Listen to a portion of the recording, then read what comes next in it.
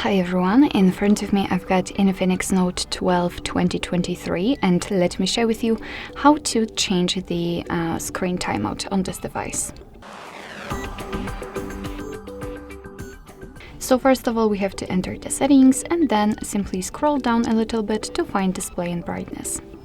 Now let's scroll down just a little to find the screen timeout, so let's enter, and as you can see here we've got some options from which we can choose, so we can set either 15 or 30 seconds or 1, 2, 5 or 10 minutes. We do not have any more options, and basically as you can see we've got the 30 seconds option applied. This option is marked, so all you have to do is to tap on the option back to use. So I will pick 5 minutes. It is immediately marked, so we have to confirm it with OK, and as you can see it is immediately notified right here, which simply means that from now on, after 5 minutes of an activity, this device will black out.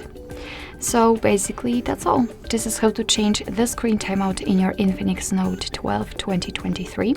Thank you so much for watching. I hope that this video was helpful, and if it was, please hit the subscribe button and leave the thumbs up.